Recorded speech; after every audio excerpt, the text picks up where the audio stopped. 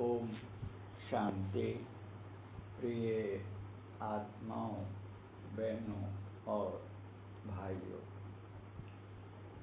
आज की कहानी है तू भोला है नारद। नारद मुनि एक बार घूमते घूमते स्वर्ग में गए। विष्णु महाराज वहाँ विराजमान थे।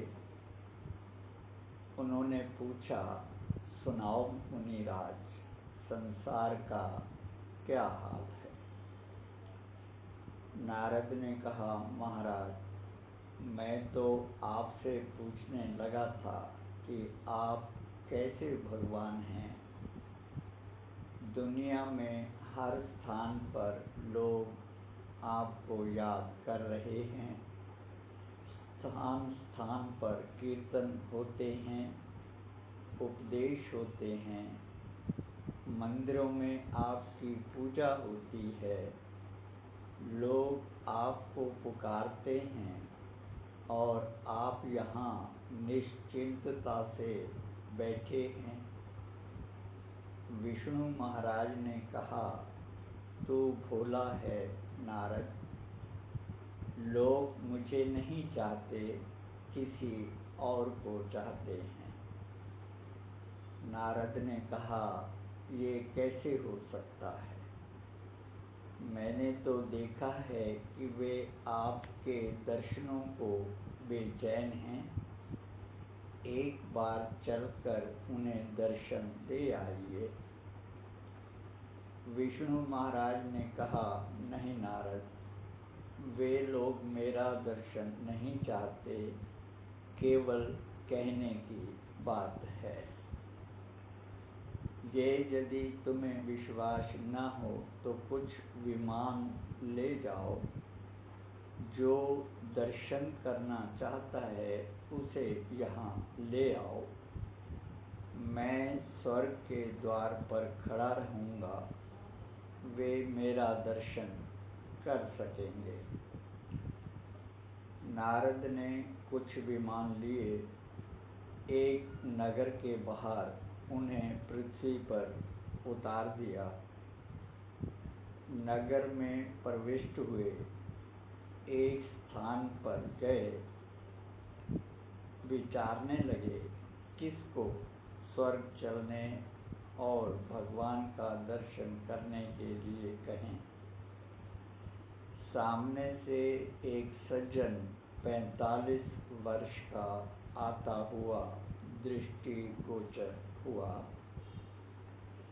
बार बार भगवान का नाम ले रहे थे वे। नारद ने सोचा, ये व्यक्ति है, इसे ले चलता हूँ। बोले, श्रीमान जी, प्रभु का दर्शन करोगे? करना हो तो मेरे साथ आओ, मैं तुम्हें ईश्वर दर्शन करा सकता हूँ। उस व्यक्ति ने प्रसन्न होकर कहा, प्रभु का दर्शन मिल जाए बाबा तो और मुझे चाहिए क्या। नारद बोले, तो आओ मेरे साथ। नगर के बाहर विमान खड़ा है, उसमें बैठो, मैं तुम्हें प्रभु का दर्शन कराऊंगा। वह व्यक्ति बोला, चलूँगा अवश्य नारद जी, परंतु 8 दिन के पश्चात मेरे पुत्र का विवाह होने वाला है। वह हो जाए तो अवश्य चलूँगा। नारद महाराज 8 दिन के स्थान पर 15 दिन के पश्चात आए। बोले, तुम्हारे पुत्र का विवाह हो गया होगा। वह बोला, जी महाराज, आपकी कृपा से बहुत सुंदर बहू मिली है, बहुत उत्तम रीति से विवाह हुआ, आओ फिर चलें। उसने कहा, परंतु अभी तो विवाह हुआ है, बहू की गोद हरी हो जाए, एक बच्चा हो जाए तो फिर मैं अवश्य चलूँगा। नारद बोले, अच्छा यूं ही सही। 1 वर्ष बाद नारद फिर आए। बोले, बच्चा हो गया भगत जी? भगत जी बोले, हाँ महाराज, बहुत सुंदर बच्चा है। मोटी मोटी आंखें हैं उसकी, बटर बटर देखता है, मेरी उंगली पकड़ लेता है। नारद ने कहा, तो आओ अब चलें। भक्त ने कहा, परंतु अभी तो बच्चा बहुत छोटा है, उसे कुछ बड़ा हो जाने दो, फिर चलूँगा। नारद बहुत अच्छा कहकर चले गए। 5 वर्ष पश्चात फिर आए। बच्चा बड़ा हो गया था। बोले, चलो भक्त, अब तो चलो।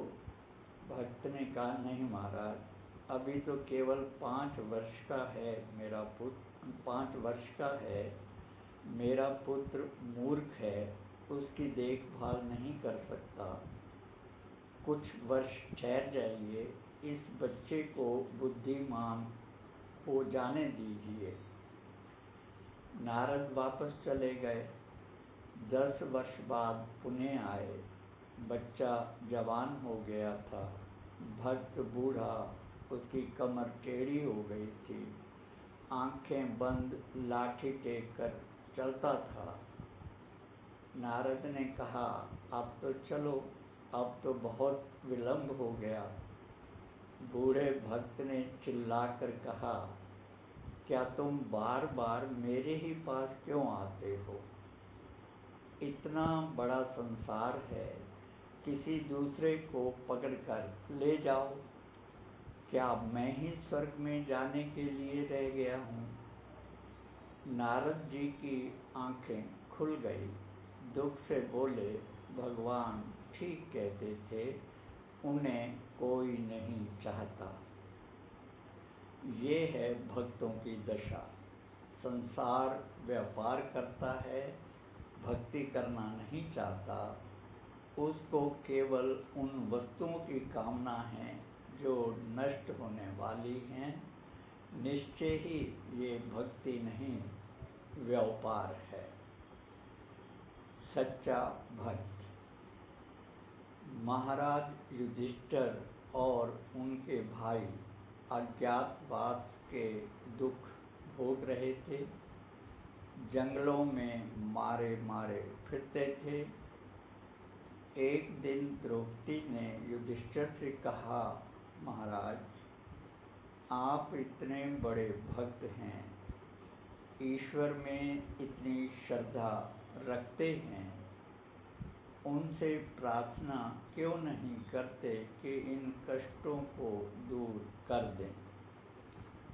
युधिष्ठिर बोले, द्रौपदी, मैं ईश्वर से प्यार करता हूँ तथा उनकी भक्ति करता हूँ, तो व्यापार के लिए नहीं, कुछ मांगने के लिए नहीं, केवल इसलिए करता हूँ कि इससे मुझे संतोष मिलता है। ये है सच्चे भक्त की पहचान। वह व्यापार नहीं करता, अपने आप को ईश्वर के आगे अर्पण कर देता है। इसी कहानी को परमात्मा शिव 2 शब्दों में कह देते हैं, जहाँ याद है वहाँ फरियाद नहीं, जहाँ फरियाद है वहाँ याद नहीं। अच्छा, ओम शांति।